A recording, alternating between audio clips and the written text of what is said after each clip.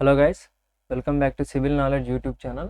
So ఈ వీడియోలో మనం టీ బీమ్స్ కేస్ 2 ప్రాబ్లమ్స్ అనేవి చూడబోతున్నాం అనమాట.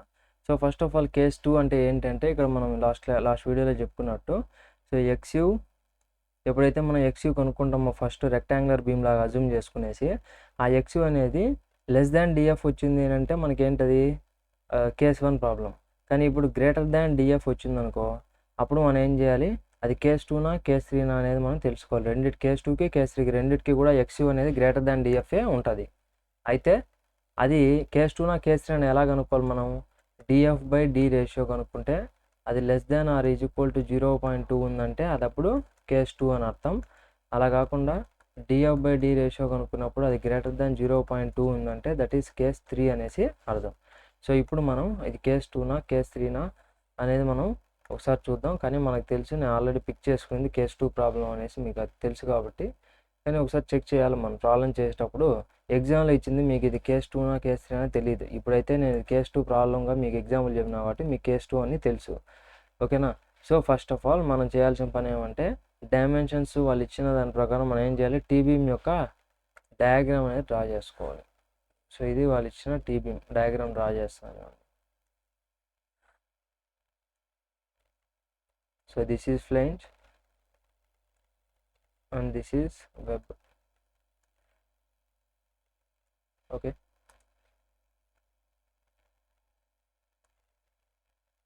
సో డైమెన్షన్స్ వచ్చి మనకి థిక్నెస్ విడ్త్ ఆఫ్ ఫ్లేంజ్ ఎంత ఇచ్చారు, బిఎఫ్ ఎంత ఇచ్చారు, 750. So BF is equal to 750 mm. Next thickness of slab DF is equal to 110 mm. DF is equal to 110 mm.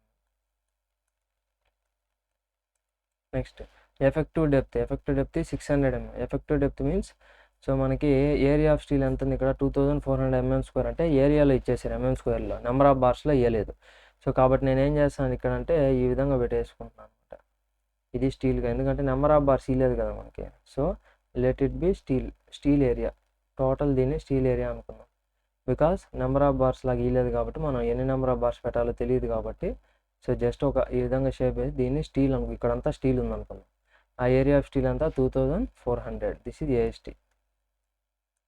AST 2400 mm². So అయితే మనకి ఎఫెక్టివ్ డెప్త్ అంటే మనకు తెలుసు, టాప్ మోస్ట్ ఫైబర్ నుంచి సెంటర్ ఆఫ్ ది స్టీల్ వరకు ఉండేది effective depth. So that is D is equal ఎంత ఇచ్చారు మనకి, 600 mm. ఓకే, నెక్స్ట్ దాని తర్వాత మనకి ఏం ఇచ్చారు ఇక్కడ, గ్రేడ్ ఆఫ్ స్టీల్. ఇవన్నీ ఇంక మామూలు ఏంటి, grade of steel is equal Fe 415 and M20 grade concrete అంటే FY 415 Nm/mm², FCK వచ్చి 20 Nm/mm². నెక్స్ట్ ఇంకో ఇంపార్టెంట్ ఇక్కడ విడ్త్ ఆఫ్ రిబ్ ఎంత, width of rib 250 mm. So width of rib అంటే ఇది BW that is equal to 250 mm. So BW is equal to 250 mm ఇచ్చారు. Okay, so ఇప్పుడు మనం ఏం చేయాలి, గివెన్ డేటా రాద్దాం. డయాగ్రామ్ వేసిన తర్వాత గివెన్ డేటా. సో గివెన్ డేటాలో ఫస్ట్ మీకు యాజువల్గా చెప్పాను ఇక్కడ కాబట్టి నేను డైరెక్ట్గా ఏం చేస్తాను, షార్ట్కట్లో BF is equal to next D is equal to అని మెన్షన్ చేస్తాను. బట్ ఎగ్జామ్ రాసేటప్పుడు మీరు మర్చిపోకూడదు. ఇక్కడ ఏం రాయాలంటే విడ్త్ ఆఫ్ ఫ్లేంజ్ బ్రాకెట్లో బిఎఫ్ ఈజ్ ఈక్వల్ టు అనేసి వాల్యూ అనేది మెన్షన్ చేయాలి. ఓకే, మర్చిపోతాను. Next depth of flange DF is equal to 110 mm. Next effective depth D is equal to 600 mm. Next area of tension steel AST is equal to ఎంత ఇచ్చారు మనకి, 2400 mm². Next BW means width of web or width of rib, that is 250 mm. So ఇది మనకి ఇచ్చిన given data. And అలాగే for M20 concrete FCK is equal to 20 Nm/mm².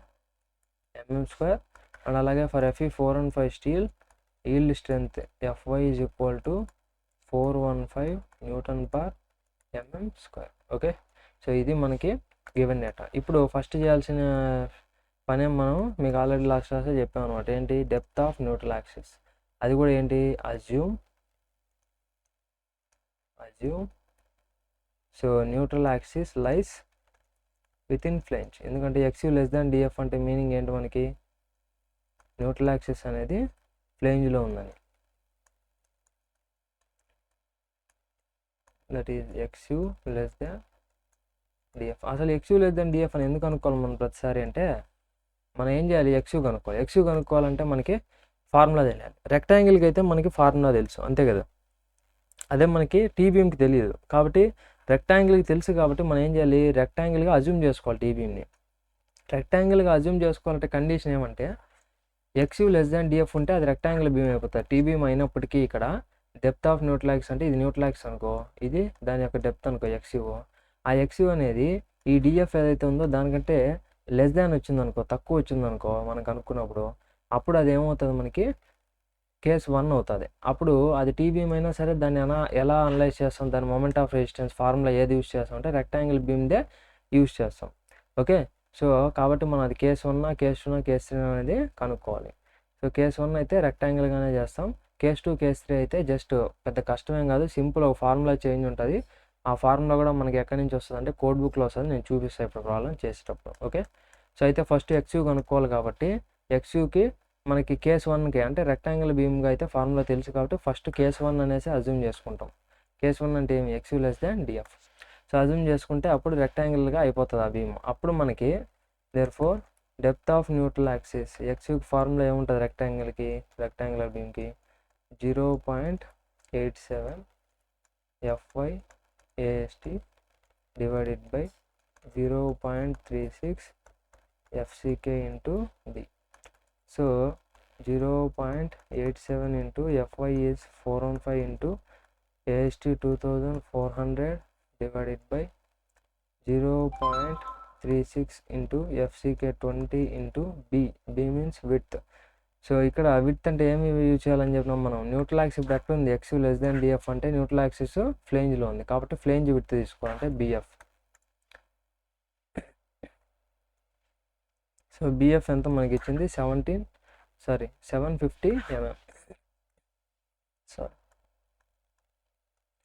So ఇప్పుడు ఈ ఎక్స్యూ calculate చేస్తే మనకి ఎంత వస్తుంది అంటే value 0.87 into 415 into 2400 divided by 0.36 into 20 into 750.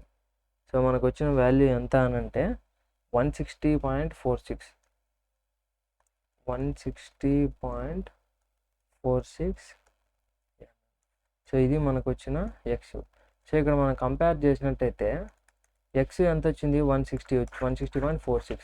DF ఎంత 110, అంటే ఎక్స్యూ పెద్దది కదా మనకి ఇక్కడ. So which is greater than DF ఎంత 110.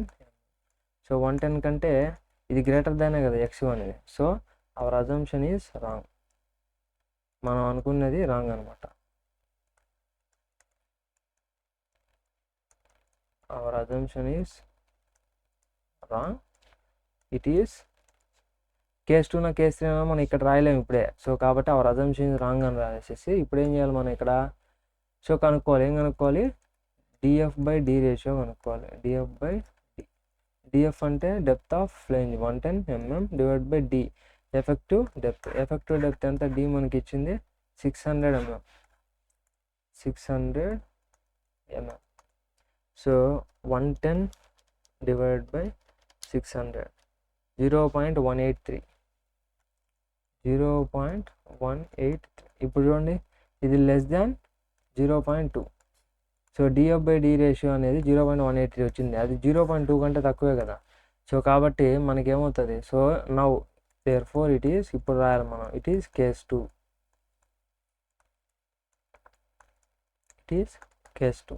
సో అంటే ఇప్పుడు మనకు తెలిసింది అనమాట. ఇప్పుడు ఎక్స్యూ గ్రేటర్ దాన్ డిఎఫ్ ఉందనుకోండి, వెంటనే కేస్ 2 అని చెప్పలేము మనం. కేస్ 2 అన్న అవ్వచ్చు, కేస్ 3 అన్న అవ్వచ్చు. అప్పుడు మనం ఏం చేయాలి, డిఎఫ్ బై డి రేషియో కనుక్కోవాలి. డిఎఫ్ బై డి రేషియో అనేది 110 డివైడ్ బై 600. ఇక్కడ వాల్యూ ఎంత వచ్చింది 0.183 వచ్చింది, అది less than or equal to 0.2. ఇక్కడ కరెక్ట్గా 0.2 వచ్చినా కూడా సరే, ఇక్కడ కరెక్ట్గా 0.2 వచ్చినా సరే మనకు అదేమవుతుంది కేస్ 2. అలా కాకుండా 0.21, 0.22 ఇంకా 0.2 కంటే ఎక్కువ ఎంత వచ్చినా సరే గ్రేటర్ దాన్ 0.2 అవుతుంది కాబట్టి అప్పుడు అది కేస్ 3 అవుతుంది. ఓకే. సో ఇప్పుడు కేస్ 2 అయింది. ఓకే, నెక్స్ట్ ఏం ప్రొసీజర్ అంటే సేమ్ ఎక్స్యూ కనుక్కోవాలి, నెక్స్ట్ ఎక్స్ మ్యాక్స్ కనుక్కోవాలి. దాని తర్వాత మనం ఏం చేయాలి, మూమెంట్ ఆఫ్ రెసిస్టెన్స్ కనుక్కోవాలి. అయితే ఎక్స్ ఆల్రెడీ కనుక్కున్నాం కదా సార్ 160.46 mm, ఇది యూస్ చేయొచ్చు అంటే ఇది యూస్ చేయకూడదు. ఎందుకు, దీన్ని మనం ఎక్స్ లెస్ దాన్ డిఎఫ్ అనేసి అజ్యూమ్ చేసుకుంటే రెక్టాంగిల్ అయింది కాబట్టి అప్పుడు ఈ ఫార్ములా యూజ్ అవుతుంది. కానీ ఇప్పుడు ఎక్స్ గ్రేటర్ దాన్ డిఎఫ్ అంటే మనం చేసిండే ఎక్స్ తప్పు కదా ఇప్పుడు. సో కాబట్టి మనం ఏం చేయాలంటే ఇంకొక ఎక్స్కి ఫార్ములా అనేది తీసుకోవాలన్నమాట. సో ఇప్పుడు డెప్త్ ఆఫ్ న్యూట్రల్ యాక్సిస్ కనుక్కోవాలి మనం. దానికి ఫార్ములా ఏంటో చూద్దాం.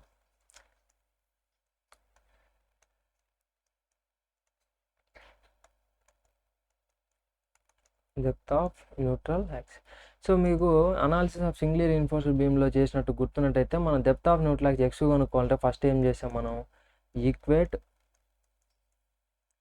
Total compression equal to total tension అన్నాం, అంతేనా. So equate total compression equal total tension. ఇక్కడ టోటల్ కంప్రెషన్ ఫోర్స్ ఇక్కడ మనకి ఎక్స్ట్రా యాడ్ అవుతుంది. ఏం యాడ్ అవుతుంది అంటే ఫస్ట్ జనరల్గా ఉండేది 0.36 ఇంటూ ఎఫ్సికే. సో ఇక్కడ 0.36 ఎఫ్సికే ఇంటూ బి ఇంటూ ఎక్స్యు. అయితే ఇక్కడ బి అంటే ఏ విత్ తీసుకోవాలి, వెరీ వెరీ ఇంపార్టెంట్. సో ఇంతకుముందు అంతా మనం విత్ కూడా బిఎఫ్ తీసుకున్నాం. ఎందుకనంటే న్యూట్రల్ యాక్సిస్ అనేది ఎక్కడుంది, ఫ్లేంజ్లో ఉంది కాబట్టి. కానీ ఇప్పుడు వచ్చిన కండిషన్ ఏమో మనకి XU greater than DF. XU greater than DF అని అంటే మనకి న్యూట్రల్ యాక్సిస్ అనేది ఏమైంది, ఇది ఎక్స్యు, ఓకే, ఇది డిఎఫ్. ఇప్పుడు ఎక్స్యు అనేది డిఎఫ్ కంటే ఎక్కువ ఉంది.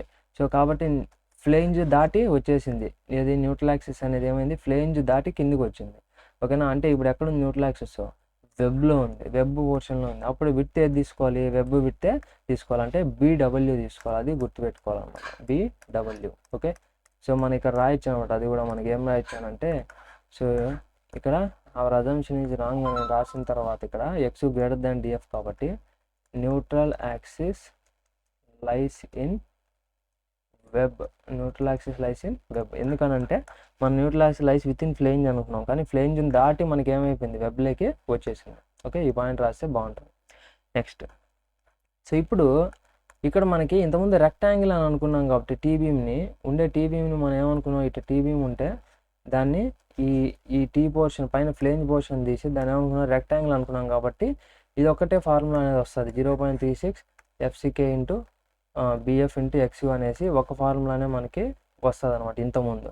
కానీ ఇప్పుడు ఏమైంది, మనకి ఇది రెక్టాంగిల్గా మనం కన్సిడర్ చేయకూడదు. ఎందుకనంటే మనకి ఎక్స్యూ గ్రేటర్ దాన్ డిఎఫ్ వచ్చింది కాబట్టి అది రెక్టాంగిల్గా కాకుండా టీబీమ్ లాగే దాన్ని తీసుకోవాలి. టీబీమ్ లాగే తీసుకోవాలి అని అన్నప్పుడు మనకి ఏమవుతుంది, ఈ పోర్షన్లో కంప్రెసివ్ స్ట్రెస్ ఏమవుతుంది, చేంజ్ అవుతుంది. ఎందుకంటే షేప్ మారింది కాబట్టి, ఒక డైమెన్షన్స్ మారాయి కాబట్టి. ఈ పోర్షన్లో కూడా మనకి ఏమవుతుంది, ఈ పోర్షన్లో కూడా మనకి విత్ అవన్నీ చేంజ్ అయ్యాయి కాబట్టి ఇప్పుడు వేరియేషన్ అనేది చేంజ్ అవుతుంది. సో ఈ పోర్షన్కి అయితే సేమ్, ఇది 0.36 ఎఫ్సికే ఇంటూ బీడబ్ల్యూ ఇంటూ ఎక్స్యూ ఈ పోర్షన్కి, ఓకే. ఈ పోర్షన్ ఉంది కదా, ఏది రిమైనింగ్ పోర్షన్, ఏదైతే ఈ రిమైనింగ్ పోర్షన్ ఉందో అంటే దీనికి అయిపోయింది ఈ పోర్షన్కి.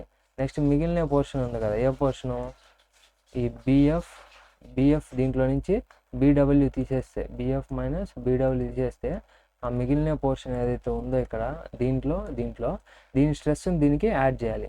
దాని స్ట్రెస్ ఎంత ఉంటుంది అని అంటే ఇక్కడ ప్లస్ 0.45 ఎఫ్సికే ఇంటూ, సో ఆ పోర్షన్ యొక్క విడ్త్ ఎంత, BF minus BW into DF, అంతే కదా. దాంట్లో ఉండే స్ట్రెస్ ఇంటూ దాని యొక్క ఏరియా అంటే విడ్త్ ఇంటూ డెప్త్ ఏమో డిఎఫ్, విడ్త్ ఎంత, ఈ టోటల్ విడ్త్లో నుంచి ఆల్రెడీ దీనికి ఈ పోర్షన్కి విత్ తీసేసాం, ఏది స్ట్రెస్ అనేది ఇది, అది తీసేస్తే మనకు మిగిలినది BF minus BW, with into depth వేస్తే ఇది ఏరియా, ఈ ఏరియా ఇంటూ స్ట్రెస్ వేసినామంటే మనకి ఏమొస్తుంది, ఫోర్స్ వచ్చింది, okay.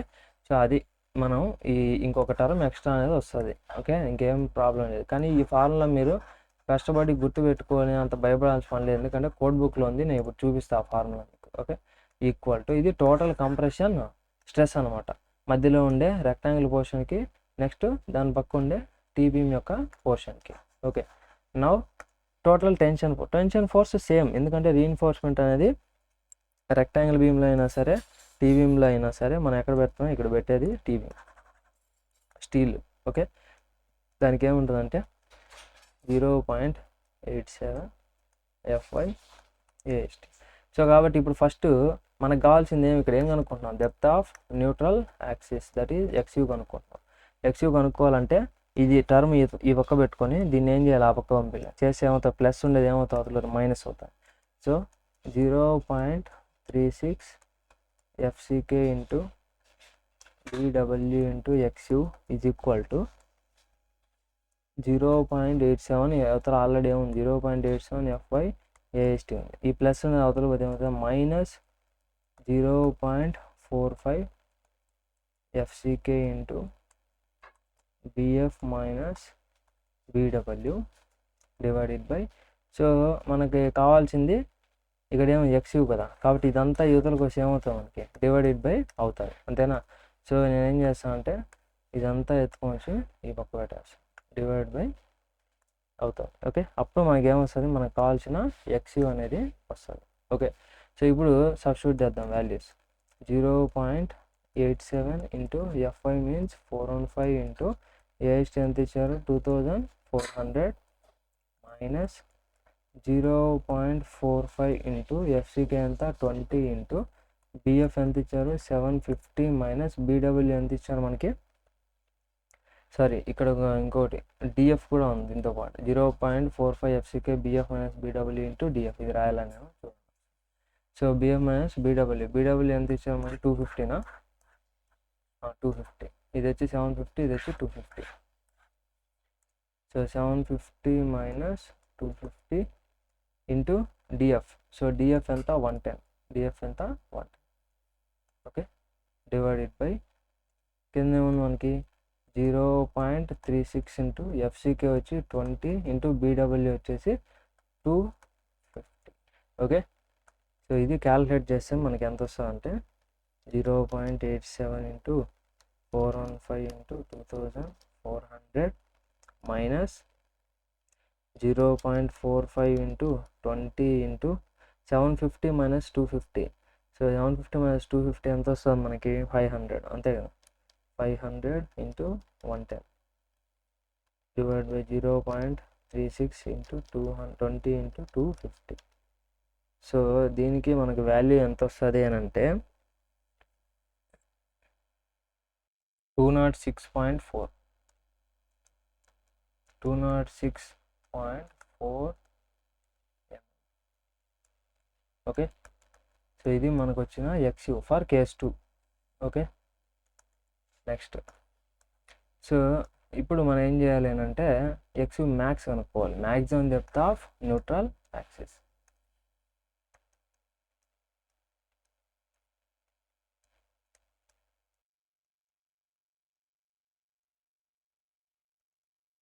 So maximum depth of neutral axis అని అనొచ్చు, ultimate depth of neutral axis అని అనొచ్చు. సో XU మ్యాక్స్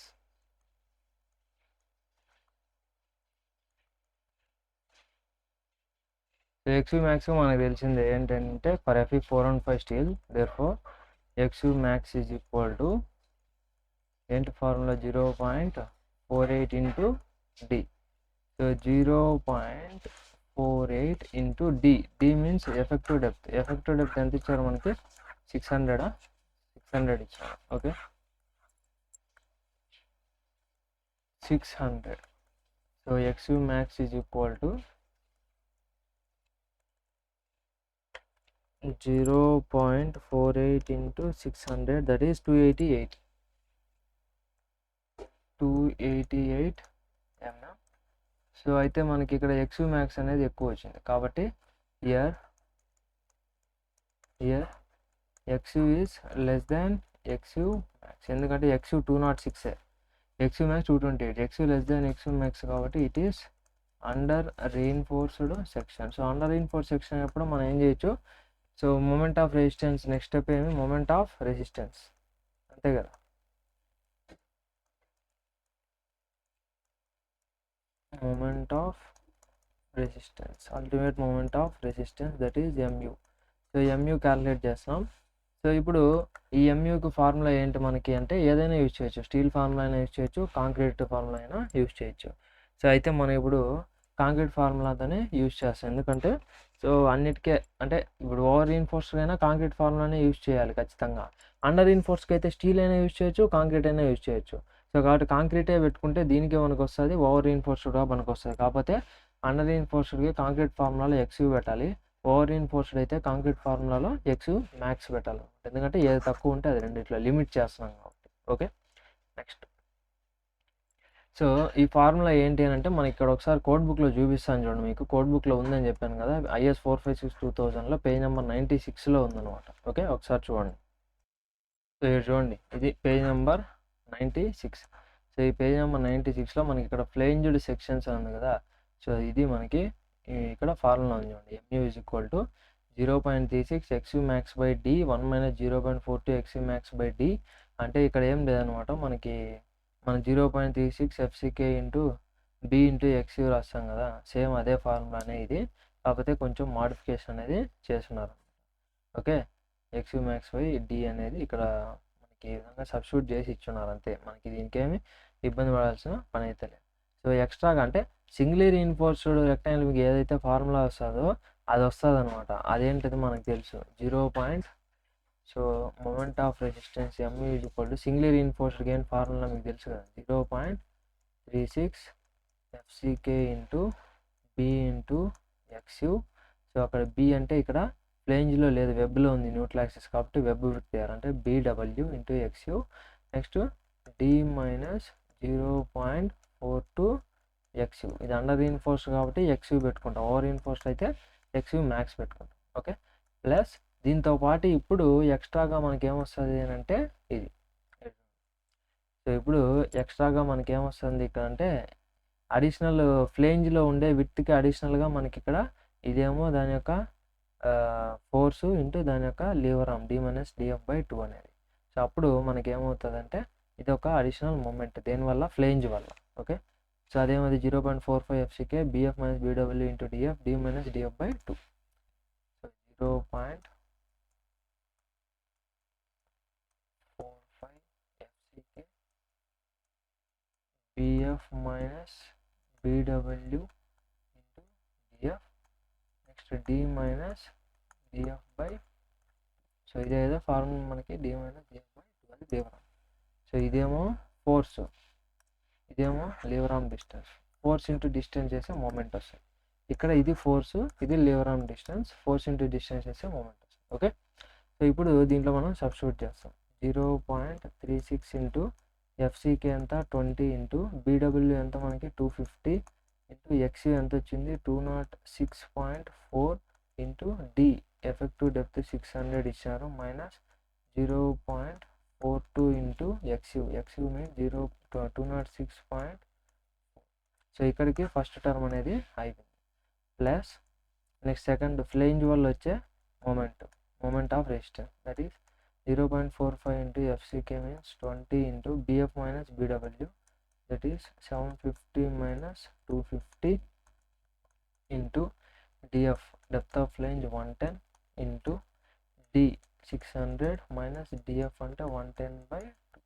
సో దీని మొత్తాన్ని మనం యాడ్ చేస్తే మనకి ఏమొస్తుంది ఫైనల్గా అంటే MU ultimate moment of resistance. So value ఎంత అంటే 0.36 into 20 into 250 into 206.4 into 600 minus 0.42 into 206.4 plus 0.45